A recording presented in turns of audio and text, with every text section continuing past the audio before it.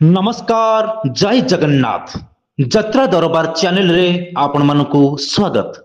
आज आपण मानक पाई नै आसीछु म गणर अछंती राज्य संयोजक कि यात्रा कमिटी महासंघर मानस राय सामंत कौन कहि मानस यात्रा कमिटी महासंघ आम कमिटी मान गोटे भरोसा आशा भरोसा नहीं संगठित करुचे किंतु आम 2-3 दिन तले देखिलु किछि कमिटीर सदस्य मालिक मान सारे सलासुतरा होती जोटा कि आमर ग्रुप रे कॉन्फिडेंशियल जोटा थिला जोटा कॉन्फिडेंशियल रे सीटा मार्केट रे पब्लिश होई आ नै कि यात्रा कमिटी महासंघ कौन आगामी दिन में स्टेप नब देखो आम कौन स्टेप नबू ना कमिटी होती आमरी भाई जदि गोटे भूल करिसेंती सेटा तो सेमिति किछि माने ऊपर स्तर को जान हाँ किछि आमर गुप्त तथ्य मालिक मानक लोकलोचन को आसुची कि कौन मैनेजर विरोध में मंतव्यटी थिला असुविधा किछि ना एटा तो सत्य ये कथारे जदि मिथ्या था यहाँ जदि गुजब होता ताले महासंघ कौन जोटा सत्य सेटा सामना को आसी एथिरे महासंघर कौन विव्रत हबार ना कि कौन आम से कौन व्यस्त भी नुह। जगतसिंहपुर जिले जो कार्यकारिणी बैठक गठन है जो आप संगठन में आवाहक कमिटी गठन कले मैंने कौन तांकर माने जो जो अनुष्ठान से विस्तृत भाव में कहते प्रत्येक कमिटी नेले ना प्रत्येक केमती कौन माने प्लानिंग करके देखो जगतसिंहपुर बुला हूँ कलार जिला यार प्रत्येक ब्लॉक आवाहक कमिटीटा विशेषकर कौन पे कथा जाए आवाहक कमिटी को आग गठन करागले तापर कार्यकारिणी कमिटी गठन करा जिवे आवाहक कमिटी प्रत्येक ब्लॉक रु कि प्रत्येक एरिया रु किछि किछि वयोज्येष्ठ व्यक्ति माने जो मानकर दक्षता अछि जो माने याकू नेइके संगठित करि पारे से मानको नेइके आमे गोटे आवाहक कमिटी गठन करागला ता मध्य आमर जिल्लार सभापति सेक्रेटरी ट्रेसरर जिला संयोजक एवं राज्य को 2 जन जो भाया भाव में आम प्रत्येक जिले में होची तार आम कार्य पद्धति आरंभ करूँ आवाहक कमिटी माध्यम पद्धतिटा हम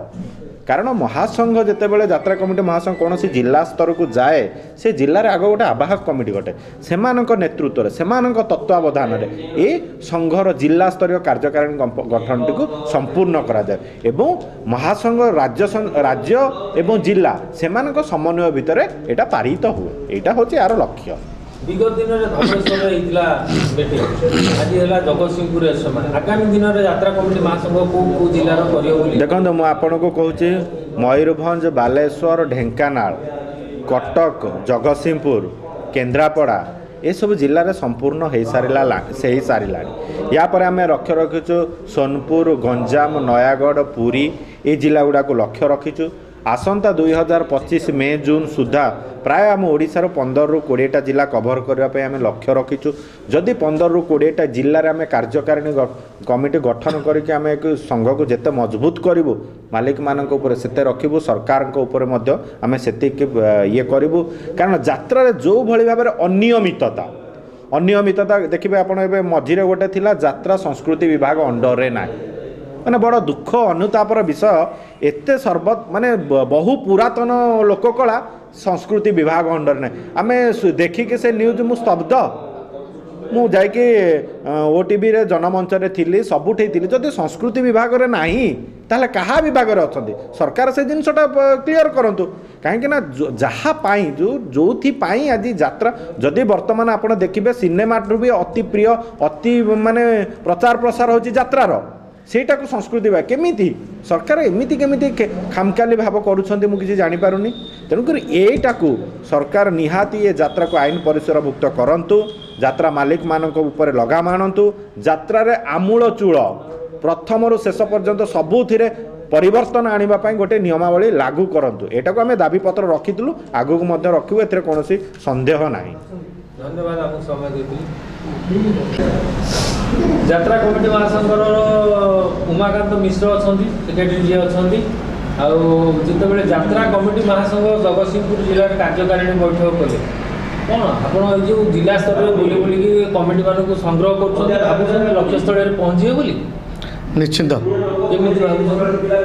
कहीं आम जो कमिटी मान सहित चिन्ह परिचय होइनु कमिटी संघ सहित जोड़ी होइनी आमे गोटा कौन सी गोटा स्टेप ना पूर्वर जदि कमिटी आम पाखे नमें कौ हिसाब से मालिक पाखे जो कौ कमिटर कौन असुविधा होती आम जानबू केमती तेणु कमिटी जो आम सहित जोड़ी है कमिटर कौन असुविधा होती आम 100% सल्व करने चेष्टा करूँ। ବର୍ତ୍ତମାନ ସୁଦ୍ଧା ବି କରିଛୁ ବହୁତ। ଏଇଟା ଆଜି ପ୍ରଥମ ଥିଲା ଜଗତସିଂହପୁର ଜିଲ୍ଲାର। ତାପରେ ଆମେ ଆବାହକ କମିଟିଟା କଲୁ।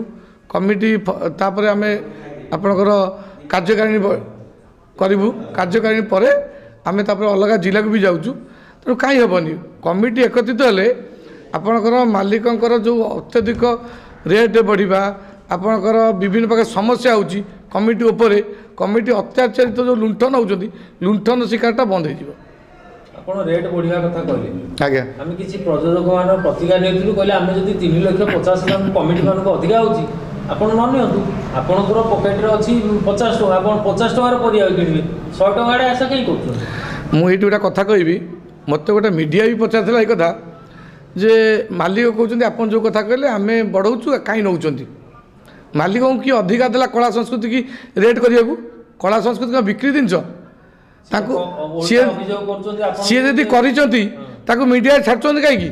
ଆମ ପାଖରେ ଏତିକି ରେଟ୍ ଅଛି, ଏଇ ଆର୍ଟିଷ୍ଟ ରହିଲେ ଏଇଆ ପ୍ଲେ ହେଉଛି, ଏଇ ଲାଇଟ୍ ଲଗେଇଲେ କାହିଁ ଛାଡ଼ୁଛନ୍ତି? ତାକୁ ରଖୁନାହାନ୍ତି ଘରେ। ବିଗତ ଦିନରେ ଅନୁଷ୍ଠାନର ପ୍ରଯୋଜକମାନଙ୍କୁ ସେଇ ପ୍ରତିକ୍ରିୟା ରଖିଥିଲୁ ଯେ ସେମାନେ କହିଲେ କମିଟି ମାନେ ଏଇ ଡିମାଣ୍ଡ କରୁଛନ୍ତି ଆପଣଙ୍କର ଅମକ କେହି କରୁନାହାନ୍ତି ଆଜ୍ଞା, ଅମକ ଭୁଲ କଥା।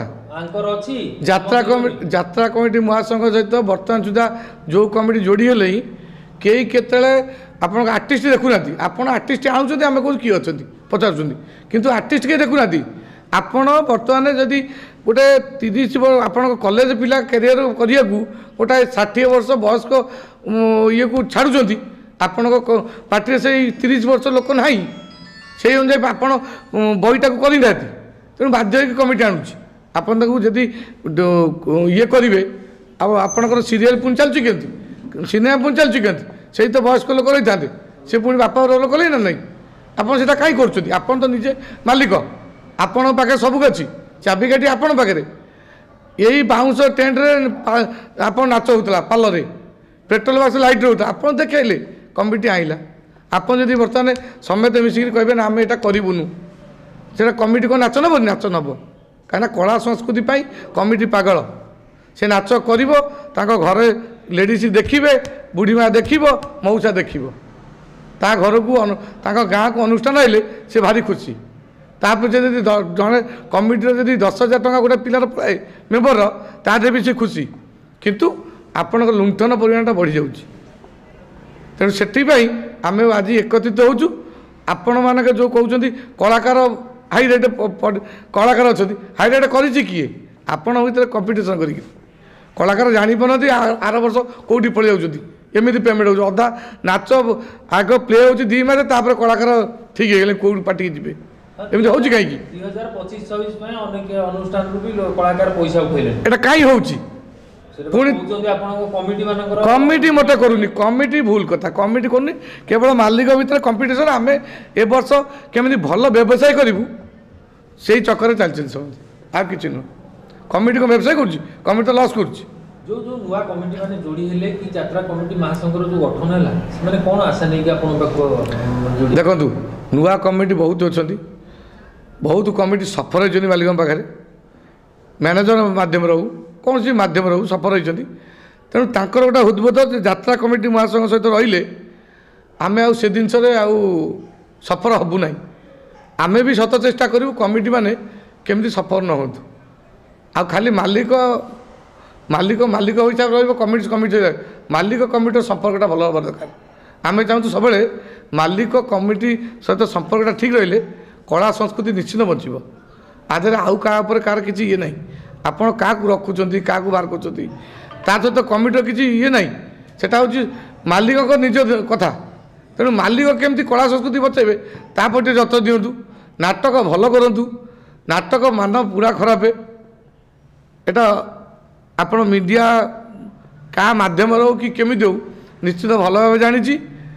ନାଟକ ବର୍ତ୍ତମାନ ଆଉ ହେଉନି, କେଉଁ ଆର୍ଟିଷ୍ଟ ଅଛନ୍ତି ତାକୁ ଦେଖିକିରି ନାଟକ ହେଉଛି। ମାଲିକ ହେଉଛନ୍ତି ସେଇ ଆର୍ଟିଷ୍ଟ ବିଷୟରେ ନାଟକ ଟିକେ କରିଦେଲେ ହାଇଲାଇଟ୍ ହେବ, ମୋ ପାର୍ଟିରେ ଚାଲିବ। ତା ପାଇଁ ନାଟକ କିଛି ନାହିଁ, ନାଟକ ପୁରା ଗଲାଇ। ତେଣୁ ନାଟକ ବଞ୍ଚିବା ପାଇଁ କମିଟି ଏକତ୍ରିତ ହୋଇଛନ୍ତି, ମାଲିକ ବି ଏକତ୍ରିତ ହୁଅନ୍ତୁ, ନାଟକକୁ ବଚାନ୍ତୁ, କଳା ସଂସ୍କୃତି ବଞ୍ଚିଲେ ମାଲିକ ଆଜି 5 ବର୍ଷ ରହିବନି, ଯୁଗ ଯୁଗ ରହିବ, କମିଟି ବି ଯୁଗ ଯୁଗ ବଞ୍ଚିବ। ଧନ୍ୟବାଦ। ଆମ ସମୟ ଜୟ ଜଗନ୍ନାଥ।